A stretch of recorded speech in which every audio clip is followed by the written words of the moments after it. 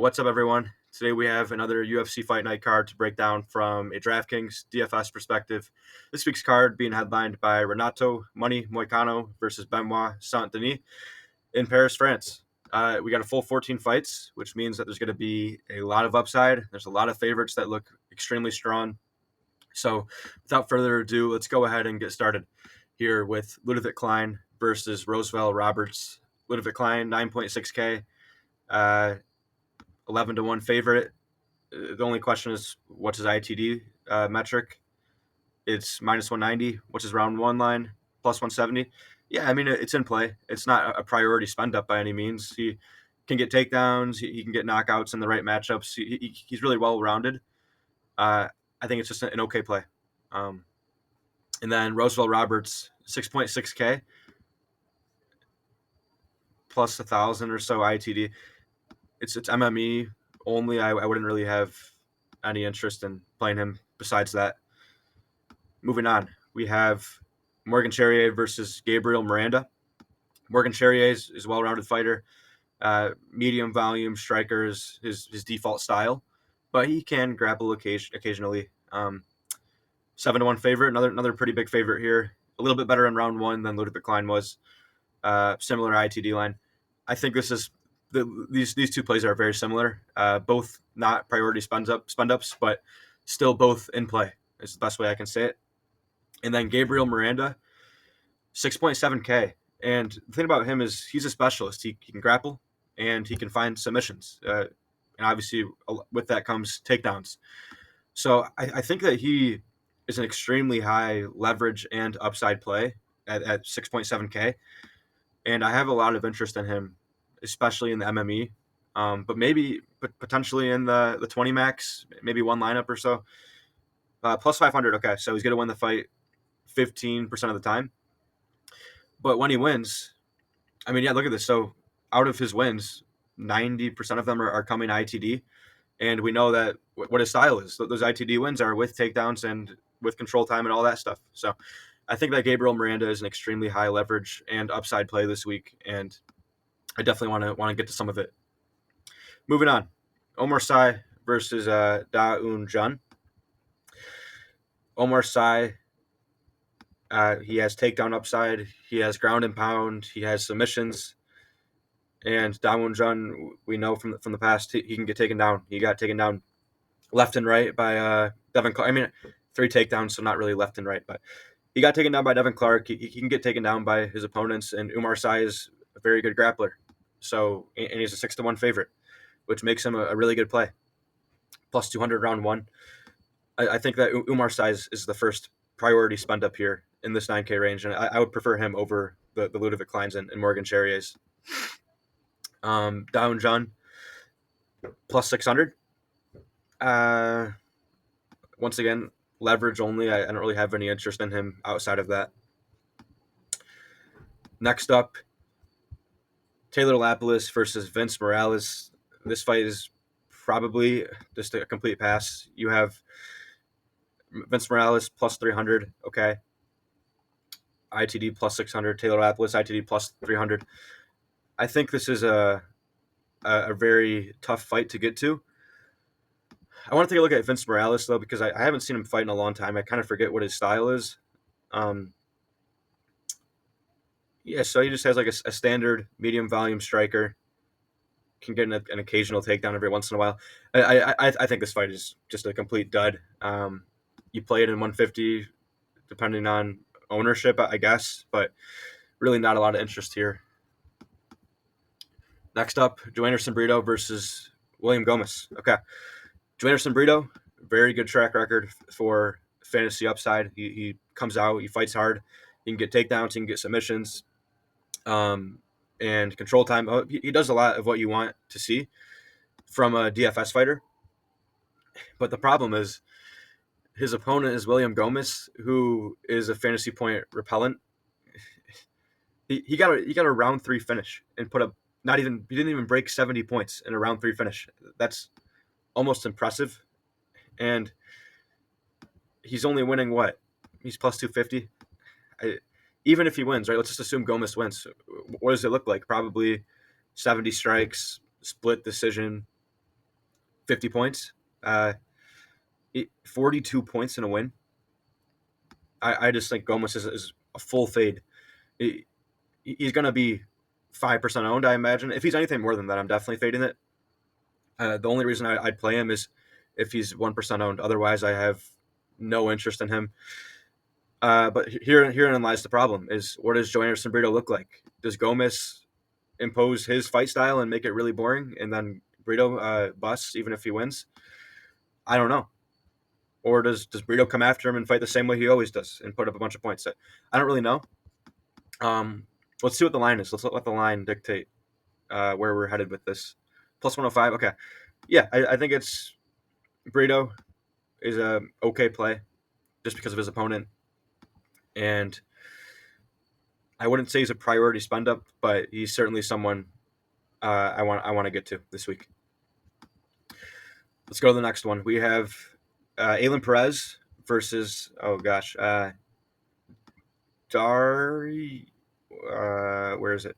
Daria Zeleznikova. We'll go with that. Daria, striker, medium volume, pretty much no finishing upside. Perez, nonstop grappler, control time, takedowns, all the stuff you want. I think that Perez is a phenomenal play here. And I think that Daria is a poor play, with the exception of Perez being really high owned, and then you want to play Daria just for the leverage. But it should be the Perez side as a real high priority spend up here at this 9K range. The other thing, too, is that the style clash. Daria got taken down 3 times last fight. Perez gets a bunch of takedowns. There's certainly 100-point upside, 100-plus point upside here for Perez, and I want to be a part of that. So that's all I got for that. Main event, Benoit Saint-Denis, Renato Moicano. Okay, let's talk about it. Main events, you can do, I guess, one of a few things. I'll just name the most obvious ones. Number one is you can try to fade it. Number two is you can try to play the lower owned side of it. And then number three, is there a third option? I don't know if there is. But for this, what are you going to try to fade this fight? Benoit Saint-Denis, how does he not? This is similar to a Miranda type of play. How does he not get there with the combination of the takedowns, the finishing, the 5 rounds? It's a really tough fade. It's 9K. It's very reasonable. Moicano on the other side, he'll bring some points as well. I mean, he has plenty of upside too, and he's plus 250 is very reasonable. I think that the way you go with this is, if you're trying to get really unique, is play the more of the Moicano side, just because I imagine he will be lower owned. Saint-Denis probably 40% owned, even on a huge card like this. I wouldn't be surprised if Saint-Denis is 40%. So that's the way I would probably go about it, with uniqueness in mind. I just don't think it's very viable to fade both sides of this. I think you're going to want at least one. And obviously, both sides are really good plays. Next up, Nasruddin Imavov versus Brendan Allen. Brendan Allen is kind of a similar play to Gabriel Miranda, where he's a specialist. He's a really good grappler. He has a lot of upside, both with his control time, his strikes, takedowns. If he wins this fight, I think it's going to be because he was able to find some type of grappling success, whether that be a decision or a submission. So I think that Brendan Allen is certainly a good play here at 7.3K. Nasruddin Imavov, 8.9K. Plus 150 ITD. It's, yeah, sure. Sure. I like both sides of this, and I have no real preference.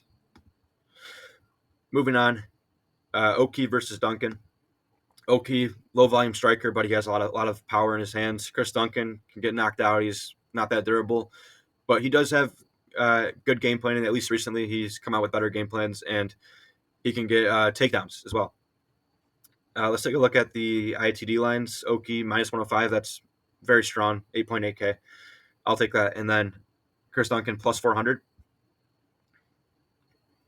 It's fringy, but you add on the fact that I think Oki will be high owned because we just saw he has a really strong ITD line, and then Chris Duncan has an okay ITD line, and he has potential takedown upside. I think that makes both sides of this look very good. So Oki's the preferred side, but when it comes to GPPs, I think you have to get your fair share of Chris Duncan. Nord Cornolle versus Jacqueline Cavalcanti, right? Yeah. Should be a striking bout. Should go all 3 rounds. The pricing is about right. I think this fight probably is a dud. I have more interest in the Cornolle side just because, let's say she gets 120 strikes and wins the fight by a decision, you're going to want the 7.5K fighter rather than the 8.7K Jacqueline Cavalcanti. It just comes down to pricing. They have a similar win condition, and one of them is way cheaper. So Cornolle is the preferred side, but the fight is probably a dud. Kevin Jousset versus Brian Battle. Similar fight, should be mostly striking, maybe 1 to 2 takedowns on either side, and this should go all 3 rounds. I don't think the finishing metrics will look all that good. Yeah, Brian Battle plus 300, fringy at best. I think this is another fight that probably 80 to 110 significant strikes, and you get 75 out of the winner on a median basis. Sure, you can play it in MME just because it's kind of in this mid range. It's probably a good fight to fit in. It's probably an easy fight to fit into lineups because of the pricing, but not really a priority for me. Daniel Barez, Victor Altamirano. Flyweight fight. Altamirano, a lot of takedown upside. Both guys, I would imagine, poor ITD lines from both sides, but it's a flyweight fight. There tends to be a lot of activity, strikes, reversals, all that stuff. Altamirano has a bit of line value here, minus 125, 7.8K. I think that makes him kind of a good play just based off of that. And he has a takedown upside. I think that Altamirano is the preferred side. And because of that, Barez will probably be very low owned because the optimizers, they always do this. Whenever a fighter has line value, it bumps up their median projection, and then they just get owned a ton. And for that reason, you're going to want to play Barez on the other side when it comes to GPPs. So I like both sides of this. Jung Cutelaba versus, I forgot his name, Ivan Erslan. 2 light heavyweights, under 1.5 round line. And I say this a lot, but whenever you have a bunch of people saying that they don't want to bet this fight, it's too both guys are untrustworthy. They're not really sure. That's probably the exact fight that you actually want to target in DFS. And yeah, good finishing metrics. Jung Cutelaba, takedown upside. It looks like a great fight to target.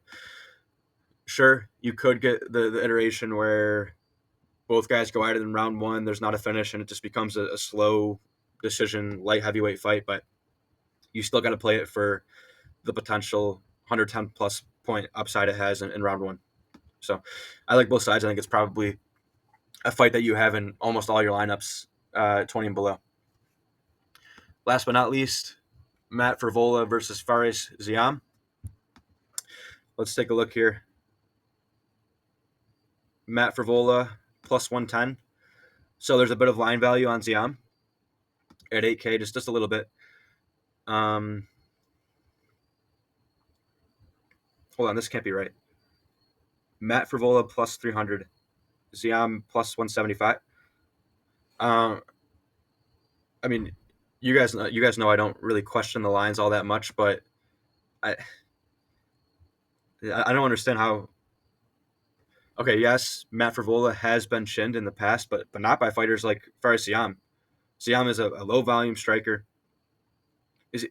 Sure, yes, he can obviously get a finish, but is he plus 175 to finish? I don't think so. And is Matt Frevola plus? I don't think so. I think that these lines should be flipped. And then you add on the fact that I think Matt Frevola has a ton of takedown upside in this matchup. I like Matt Frevola a lot. I imagine he's probably the sneaky play across the industry this week. I think a lot of people will see what I'm seeing, but I don't care. I like Matt Frevola a lot. and I'm going to want to get a lot of him in single entry, MME, everything. So hopefully SaberSim gives me a lot of him. I love this play. And then Ziam, I guess if you believe the line, which you probably should, but I just don't believe this, man. Plus 200, I just don't buy it. So I'm going to go ahead and say it's a Frevola spot. And I want very little to do with Faris Ziam here. So that's going to do it. Is there anything else to discuss? Like I said, that with the main event, it is 14 fights, but even still, it's a very tough fade in my opinion. I think you get unique by making other pivots, or just going to the lower owned side, which will probably be Moicano. So I don't think there's really much edge there. The only other thing to talk about would be a fight stack. It's so unlikely on a 14 fight card. Maybe if you're doing 150, maybe one lineup with a fight stack, just in case the chalk comes through, a bunch of favorites win, and you need the highest floor underdog that loses. Maybe a very, like 1% of your portfolio. But yeah, that's all I got for this week. Thank you guys for watching. As always, if you have any questions, please leave a comment, and I will see you guys in the next one.